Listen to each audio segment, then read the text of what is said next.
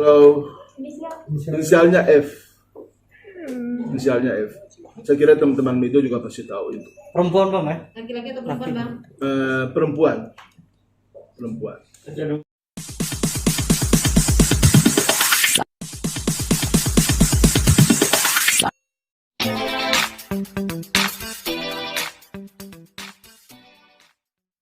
Oke, mungkin bisa dijelaskan Bang Jamal sebenarnya hari ini agenda apa sih, respon apa soalnya? Ya, bismillahirrahmanirrahim. Assalamualaikum warahmatullahi wabarakatuh. Selamat sore saudara kita sekalian. Rekan-rekan media yang kami hormati dan kami banggakan, terima kasih atas kesediaan waktunya untuk bisa bersama-sama di kesempatan sore hari yang baik ini. Bahwa di kesempatan sore yang baik ini kami ingin menjelaskan beberapa hal terkait dengan pelaporan kami kemarin di Mabes Polri soal klien kami Pak Dodi Sudrajat yang beliau sangat merasa berkeberatan terhadap beberapa pihak yang melakukan pembulian, pencemaran nama baik, dan juga membuka semua apa yang menjadi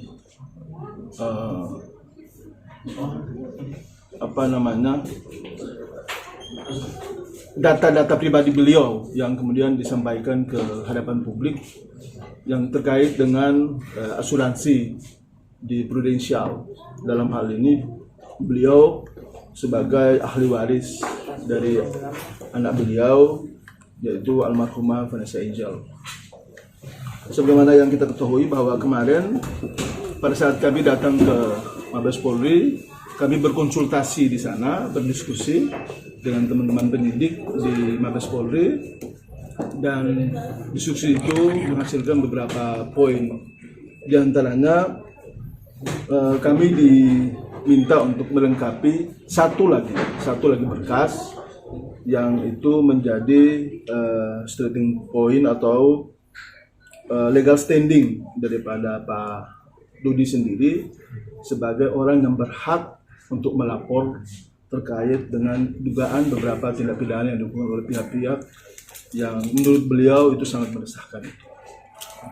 Itu yang kemudian ingin kami sampaikan kepada rekan-rekan sekalian, bahwa ada hal yang lain yang juga perlu kami luruskan dari pikiran kita semua, terutama masyarakat Indonesia dan para netizen yang budiman, yang baik hati, bahwa dugaan uang sebagaimana yang diterima oleh Pak Dodi Sudrajat yang berjumlah 500 juta rupiah yang telah disampaikan oleh pihak tertentu di media, itu sebagaimana yang sudah kita ketahui yang hubungannya dengan asuransi Prudential itu sama sekali tidak benar dan sama sekali itu belum beliau terima.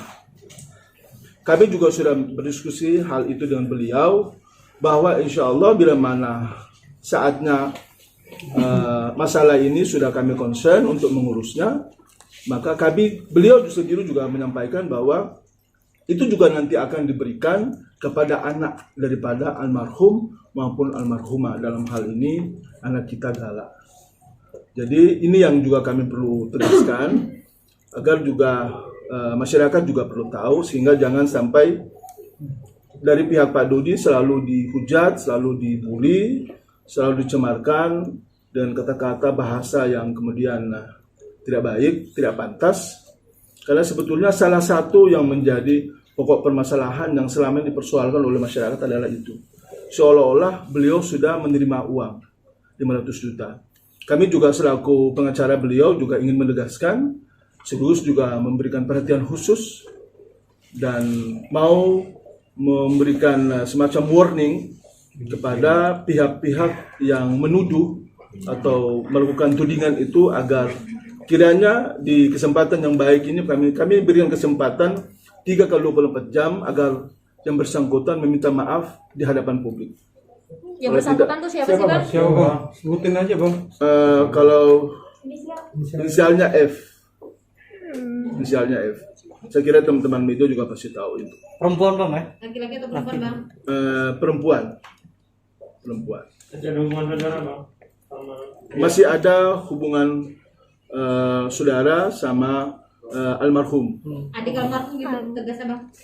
Adik ipar. Ya, adik ipar. ada ipar apa ada ya, saya kurang begitu jelas. Tapi itu yang kemudian kita dapat di media. Kami meminta agar yang bersangkutan segera meminta maaf 3 kali 24 jam melalui kami selaku pengacaranya. Kalau tidak ya pasti kita akan proses hukum. Dan ini sudah mencerminkan nama baik. Hanya permintaan maaf aja bang?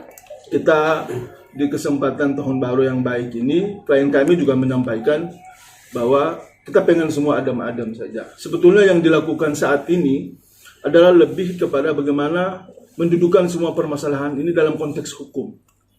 Jadi tidak ada sifat iri, dengki, apalagi yang biasa disebut maruk, dan lain sebagainya itu. Tidak ada sama sekali. Yang ada hanyalah kita ingin agar pertumbuhan Gala ke depan itu tidak ada beban psikologi masa lalu, tidak ada beban sejarah yang dipikul oleh ananda kita ini. Dan kita tahu semuanya bahwa masyarakat simpati, empati, kita sangat menghargai dan menghormati semua yang dilakukan oleh masyarakat itu. Tapi juga harus diketahui bahwa terkait dengan donasi itu sendiri ada undang-undangnya. Ada undang-undang nomor 9 tahun 61, kemudian ada peraturan pemerintah nomor 29 tahun 80, kemudian ada peraturan Menteri Sosial nomor 8 tahun 2021. Itu sangat jelas sekali menerangkan, menjelaskan bahwa yang terkait dengan donasi seperti yang saat ini itu wajib harus ada izin. Dan saya bisa tunjukkan itu kepada teman-teman media semuanya bahwa itu harus ada izin. Bang, maaf sedikit. Izin dari Menteri Sosial karena ini berkaitan dengan donasi dari seluruh masyarakat Indonesia. Maka wajib. Karena itu ada sanksi pidananya. Sanksi pidana itu 3 bulan kurungan. Nah ini yang juga perlu kami sampaikan sehingga jangan sampai ada pihak-pihak merasa bahwa seolah-olah kami cuma hanya mengada-ada. Kemudian kemarin juga kami sempat menyampaikan bahwa saran daripada klien kami adalah meminta ketegasan daripada pihak Kementerian Sosial agar bertindak cepat, bertindak tegas, agar apa yang kemudian saat ini menjadi pergunjingan di publik itu agar segera dapat teratasi dan segera dapat terselesaikan. Bang, ini kan tujuannya sama-sama untuk Gala ya bang. Kenapa sih Betul. semuanya harus ke ranah hukum? Kenapa tidak dibicarakan secara kekeluargaan bang? Nah, itu juga yang kemudian kemarin kami sempat diskusikan dengan beliau. Beliau pada prinsipnya juga tidak berkeberatan sebetulnya soal itu. Hanya saja kita tahu bahwa proses ini sudah sampai ke ranah hukum.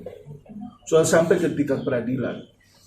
Nah, kalau memang ini diharapkan agar adanya mediasi, ya kita berharap pintu dan ruang itu ya ada dan ya bisa dikomunikasikan dengan baik, bisa diskusikan dengan baik.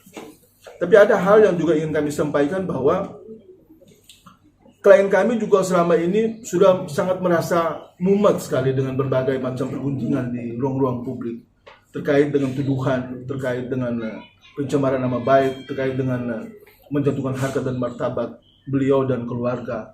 Itu juga yang kita berharap ya publik tolong pahamilah bahwa tidak sesederhana yang kemudian dibayangkan oleh publik. Dan kami juga sebetulnya tidak mencari sesuatu yang ribet di sini, mencari sesuatu yang tidak masuk akal. Kita cuma hanya berharap dari klien kami itu adalah apa yang menjadi hak dan kewajiban daripada Pak Haji Faisal itu juga menjadi bagian daripada hak dan kewajiban beliau.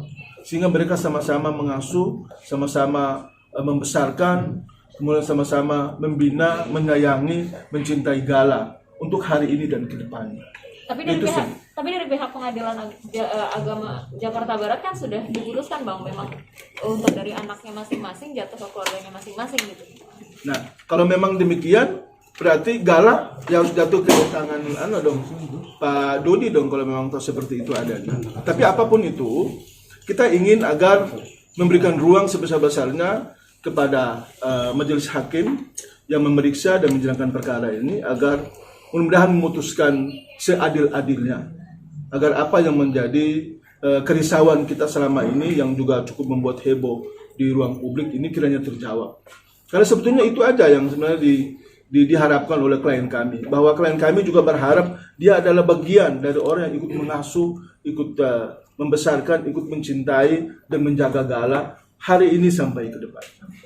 Tapi selama ini ada pelarangan nggak bang untuk bertemu Gala bang di klien abang ini sampai saat ini bang? Begini, Apakah ada pelarangan nggak sih bang sebenarnya bang? baru-baru beliau mengupayakan untuk mau bertemu, untuk mau berjumpa. Tapi ya mungkin karena kesibukan masuk ke tahun baru dan lain sebagainya, ya sehingga apalagi keadaan juga seperti ini, jadi ya mungkin pasti ada waktu untuk kemudian kita ingin melanjutkan kembali harapan-harapan dan apa yang menjadi mimpi bersama itu. Karena poinnya adalah bahwa kita ingin masalah ini segera mungkin selesai dengan cara baik-baik ataukah dengan cara melalui jalur hukum, agar jangan sampai kemudian terjadi hal-hal yang tidak kita inginkan bersama. Saya juga kemarin waktu di Mabes Polri ditanyakan oleh beberapa rekan-rekan media, dan saya menjelaskan bahwa kebetulan Pak Dodi itu sendiri, ya mohon maaf sekali lagi, Pak Dodi itu sendiri, beliau juga berdarah Maluku. Keluarga besarnya juga selama ini juga merasa terusik dengan berbagai pemberitaan yang terkait dengan persoalan ini. Mereka juga ingin melakukan langkah-langkah, ingin ikut campur dalam masalah ini. Tapi beliau menegaskan, tapi tidak. Masalah ini harus melalui jalur hukum. Karena kami sudah menyerahkan ke Pak Jamal beserta rekan-rekan tim lawyer dan kemudian tim lawyer yang lain yang sudah lebih awal, sehingga beliau tidak mau ada ikut campur tangan keluarga terkait dengan penyelesaian. Jadi tetap hukum yang kita kedepankan. Karena itu mungkin lebih baik dan itu yang kemudian kita harapkan. Bang, mengenai penggalangan dana itu kan dihimpun atas nama yayasan bang. Kalau yayasan artinya kan terdaftar secara di kementerian yang terkait, gimana? Ya, jadi saya kira kalau kita kemarin membaca rilis yang dikeluarkan oleh Kementerian Sosial, itu yang saya baca bahwasanya belum terdaftar di sana. Yang kami ketahui dari awal itu penggalangan dana ini atas nama pribadi. Bahkan kami duga dari uang yang disimpan di rekening itu sempat juga dipindahkan ke rekening yang lain lagi secara pribadi. Setelah itu baru masuk ke yayasan. Yayasan yang kemudian hingga saat ini yang kami ketahui, mudah-mudahan kami tidak salah, bahwa belum memiliki izin dari Kementerian Sosial. Karena itulah yang kami dengar, Ibu MI ini kalau nggak salah dalam waktu dekat akan dipanggil untuk dimintakan pertanggungjawaban oleh Kementerian Sosial. Karena memang di Kementerian Sosial sendiri ada beberapa prasyarat yang harus ditempuh dulu, baru kemudian izin itu keluar. Karena diduga dikhawatirkan jangan sampai dari donasi ini, ya kita nggak tahu, ya kita nggak menuduh siapapun. Tapi bisa saja kemudian dari donasi seperti ini bisa disalahgunakan untuk hal-hal yang pada akhirnya nanti akan menimbulkan masalah baru.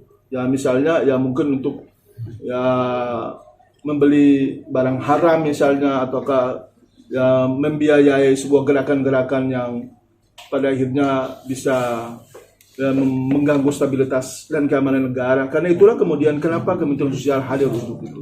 Dan untuk poin yang ini kita serahkan sepenuhnya kepada Kementerian Sosial. Teman-teman boleh silakan tanya ke Kementerian Sosial bahwa sudah seperti apa dan bagaimana. Tapi yang pasti yang kami ketahui sesuai dengan regulasi yang ada, kami tidak mengada-ada, kami tidak mengarang bahwa itu wajib harus ada izin terlebih dahulu baru dilakukan penggalangan donasi itu. Saya boleh bacakan poinnya yang tidak membutuhkan izin. Kalau yang tidak membutuhkan izin itu adalah, saya bacakan ya biar jadi jelas supaya jangan ada dusta di antara kita ini.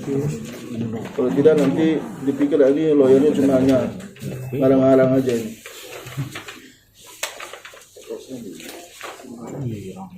Kita bisa lihat ya. Pasal 4. Aku bacain ya. Pasal 4, penyelenggaraan PUB yang tidak memerlukan izin terdiri atas A. Zakat, itu tidak memerlukan izin. B. pengumpulan di dalam tempat peribadatan, itu tidak butuh izin.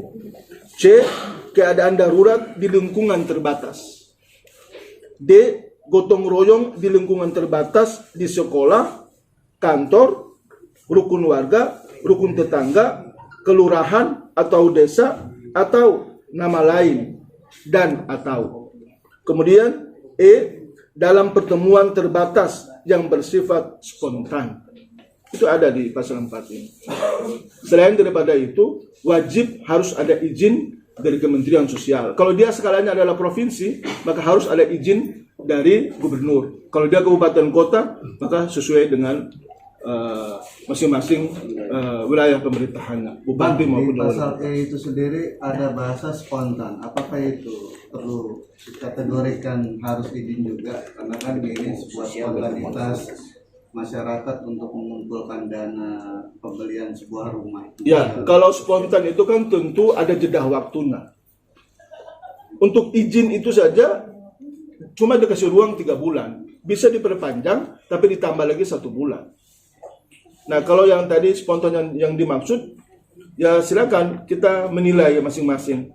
Apakah dengan range waktu beberapa bulan sampai katanya ke depan, itu dia sifatnya spontan atau tidak? Nah, itu yang kemudian ya silakan kita jawab bersama. Tapi saya kira yang paling penting, karena ini adalah ranahnya Kementerian Sosial, sehingga mungkin teman-teman bisa cross-check ke Kementerian Sosial bahwa apakah itu melanggar atau tidak, melanggar prosedur atau tidak. Kalau yang kami pahami, sesuai dengan regulasi yang ada ini, ada 3 regulasi yang ada di depan kami ini, itu adalah melanggar.